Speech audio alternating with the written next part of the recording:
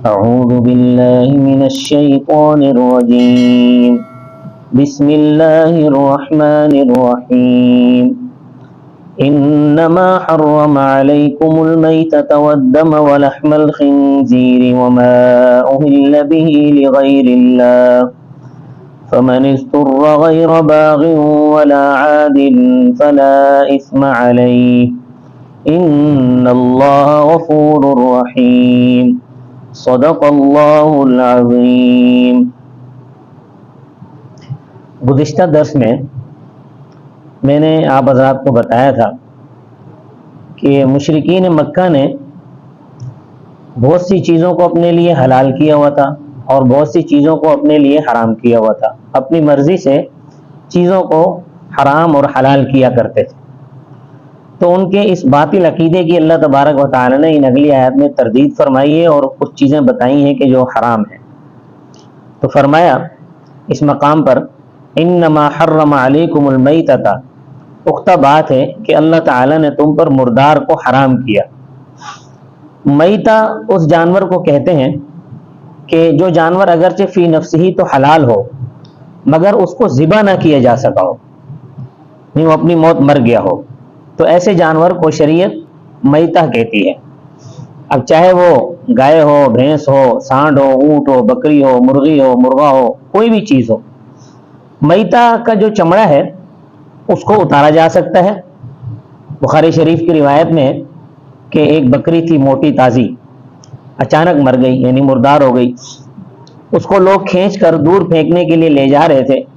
حضرت صلی اللہ علیہ وسلم نے دیکھا تو ارشاد فرمایا ہلا اخذتم اہابہا، اس کا چمڑا تم نے کیوں نہیں اتارا؟ تو کہنے لگے حضرت یہ تو مردار ہے۔ تو آپ صلی اللہ علیہ وسلم نے فرمایا کہ ہاں نظر آ رہی ہے کہ مردار ہے، تمہیں شریعت نے چمڑا رنگنے اور اس کے استعمال کرنے کی اجازت دی ہے۔ دوسری چیز ہے والدم، اور خون حرام ہے۔ اس مقام پر خون کی تصریح نہیں کی گئی ہے کہ کون سا خون حرام ہے۔ 8ویں پارے میں آئے گا دمم مسفوحن، وہ خون جو جانور کو ذبح کرتے وقت اس میں سے نکلتا ہے وہ حرام ہے۔ اس کو اندرونی طور پر بھی استعمال کرنا درست نہیں ہے اور بیرونی طور پر بھی اس کا استعمال درست نہیں ہے۔ بعض جاہل قسم کے لوگ خرگوش کا جو یہ خون ہوتا ہے جو نکلتا ہے، اس کو ذبح کرتے وقت جو نکلتا ہے بچوں کی بیماری میں اس کو استعمال کرتے ہیں، یہ حرام ہے۔ اور جو چیز قطعی حرام ہے اس کو استعمال کرنے کی اجازت نہیں ہے، نہ اس کو بدن پر لگانے کی اجازت ہے اور نہ اس کو کھانے کی اجازت ہے۔ تیسری چیز ہے ولحم الخنزیر، اور خنزیر کا گوشت۔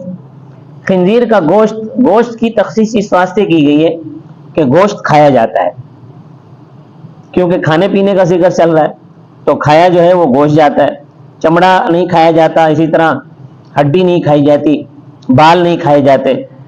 ورنہ خنزیر کے بارے میں قرآن کریم میں دوسرے مقام پر آیا ہے انہ رجس، خنزیر نجس العین ہے، پلید ہے، اس کا چمڑا، اس کے بال، اس کی ہڈیاں کسی شے کے استعمال کی اجازت نہیں ہے۔ وما اہل بہ، اور وہ چیز جو رب نے حرام فرمائی ہے کہ جس کو نامزد کیا گیا ہو لغیر اللہ، غیر اللہ کے تقرب کے لیے، غیر اللہ کی تعظیم کے لیے جس چیز کو متعین کیا گیا ہو اس کا کھانا بھی حرام ہے۔ بعض اہل بدعت شور ڈالتے ہیں اور بات کو صاف نہیں ہونے دیتے عقیقے کے بارے میں کہ عقیقہ بھی تو غیر اللہ کے لیے، غیر اللہ کی تعظیم کی خاطر متعین ہوتا ہے، حالانکہ ایسی بات نہیں ہے۔ عقیقہ مستحب ہے، عقیقہ پیدائش کے 7ویں دن کیا جائے، 7ویں دن نہ ہو سکے تو 14ویں دن کیا جائے، 14ویں دن نہ ہو سکے تو 21ویں دن کیا جائے، یہ حدیث کے الفاظ ہیں۔ اور اگر کسی وجہ سے 21ویں دن بھی نہ ہو سکے تو پھر جس دن بچہ پیدا ہوا ہو اس دن سے پہلے والے دن عقیقہ کر لیا جائے۔ مثال کے طور پہ جمعے کو پیدا ہوا تھا تو جمعرات کو عقیقہ کر لیا جائے، جمعرات کو پیدا ہوا تھا بدھ کو عقیقہ کر لیا جائے، یا اگر بدھ کو پیدا ہوا تھا تو منگل کو عقیقہ کر لیا جائے۔ اس طرح مطلب اگر 21ویں دن بھی نہ ہو سکے تو پھر جس دن وہ پیدا ہوا تھا اس سے ایک دن، اس سے پہلے والے ایک دن پر جو ہے وہ عقیقہ کر لیا جائے۔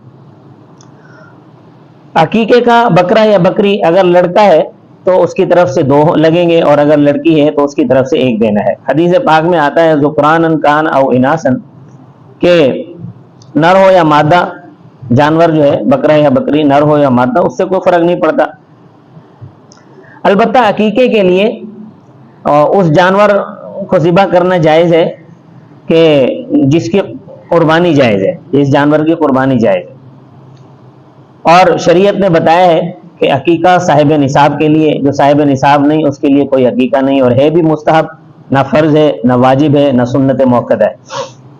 اسی طرح کہتے ہیں کہ جی ولیمے پر بھی تو ذبح کیا جاتا ہے بکرا، ولیمے پر بھی بکرا بکری ذبح کرنا یہ خود شریعت نے بتایا ہے کہ ولیمے پر بکرا ذبح کرو۔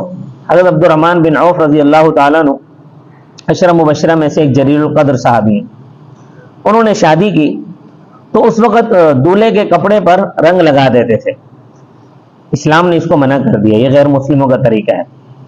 آج کل تو گاؤں دیہاتوں میں اب بھی یہ رنگ لگایا جاتا ہے، تو بہت ساری ایسی رسمیں کہ جو ہمارے اندر سرایت کر گئی ہیں، تو بحیثیت مسلمان کے ہمیں ان رسموں کو چھوڑ دینا چاہیے۔ تو خیر آپ صلی اللہ علیہ وسلم نے عبد الرحمن بن عوف کے کپڑے پر رنگ دیکھا تو آپ صلی اللہ علیہ وسلم نے پوچھا کہ عبد الرحمن تم نے شادی کر لی ہے؟ انہوں نے کہا حضرت ہاں۔ فرمایا اولم بشاتن، ولیمہ کر، چاہے ایک بکری ذبح کر۔ یہ بخاری شریف کی روایت ہے۔ تو بکرا اور بکری اور ولیمے کے بارے میں، ولیمے کا بکرا اور ولیمے کی بکری اور ولیمے کے بارے میں بعض فرماتے ہیں کہ یہ سنت موقدہ ہے، بعض کہتے ہیں مستحب ہے، مگر ہے اپنی حیثیت کے مطابق۔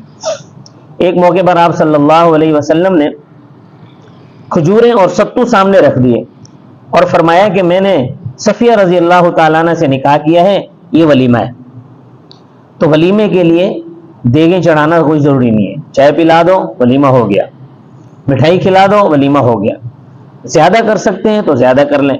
محتاط اس حوالے سے جو فتویٰ ہے وہ یہ ہے کہ ولیمہ کرنا سنت ہے، فرض واجب نہیں ہے، اور اگر کوئی ولیمہ نہیں کرتا تو نہ کرنے والا کوئی گناہگار نہیں ہوتا۔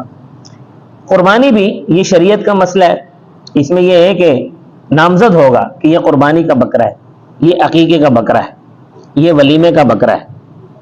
تو اس مقام پر جس چیز کا ذکر ہے وہ یہ ہے، اس آیت میں جس چیز کا ذکر ہے وہ یہ ہے کہ کسی بزرگ کے نام پر بکرا، چھترا یا کوئی بھی شے متعین کر دی جائے کہ یہ جو جانور ہے یا کوئی اور چیز یہ فلاں بزرگ کے نام پر ہے، اس کی قبر پر چڑھاوا چڑھے گا، فلاں بزرگ کی قبر پر چڑھاوا چڑھے گا، پھر وہاں کے جو مجاور ہیں وہ اس کو کھائیں گے، اور ایسا کرنے سے میرے کاروبار میں برکت ہوگی، نہیں کروں گا تو مجھے نقصان پہنچے گا۔ یہ ہے نامزد کرنے کا معنی، اور اس معنی میں جو بھی چیز نامزد کی جائے گی وہ حرام ہو جائے گی۔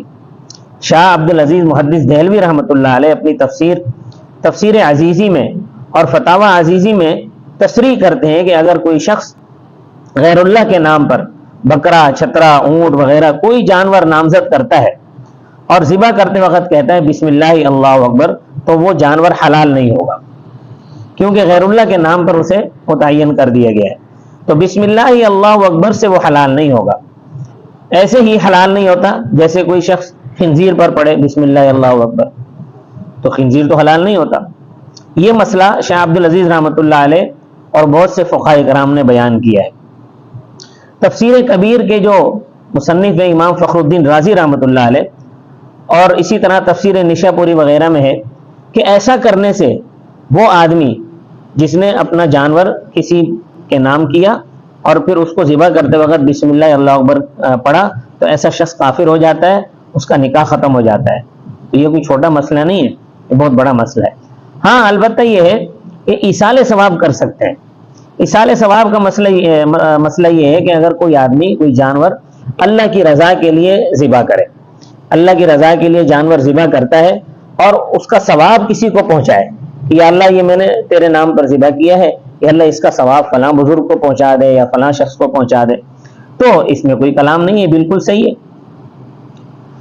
اور اس میں اپنے کام کا کوئی دخل نہیں ہوتا کہ اگر ایسا کروں گا تو یہ کام ہو جائے گا ورنہ مجھے نقصان ہو جائے گا۔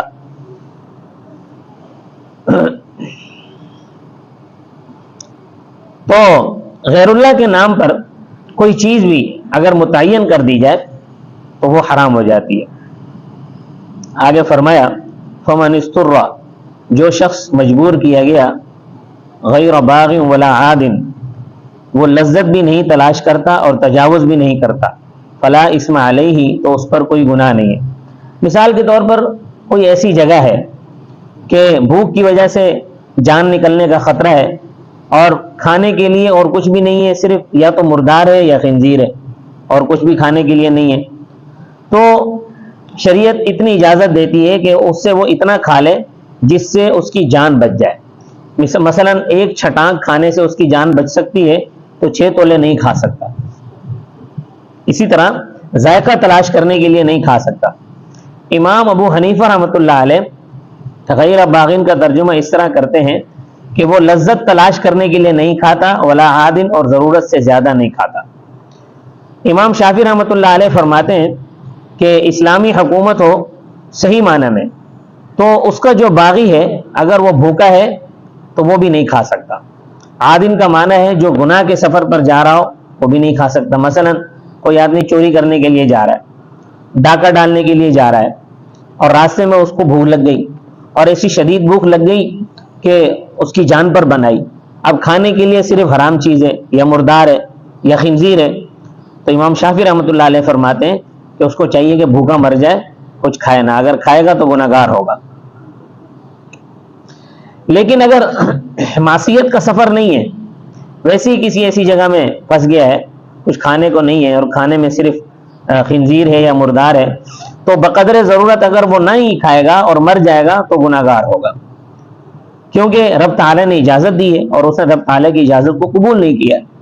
اسی طرح اگر کوئی ایسا مقام ہے کہ پیاس کی وجہ سے جان کو خطرہ ہے اور پینے کے لیے صرف شراب ہے اور کوئی چیز پینے کے لیے موجود نہیں ہے، تو اس کے لیے شراب پینا جائز ہے، کیونکہ وہ مستر ہے، اس پر کوئی گناہ نہیں ہے، وہ مسترب ہے، اگر وہ نہیں کھائے گا تو مر جائے گا۔ ان اللہ غفور الرحیم، بے شک اللہ تعالیٰ بخشنے والا مہربان ہے۔ وما علینا الا البلاغ المبین۔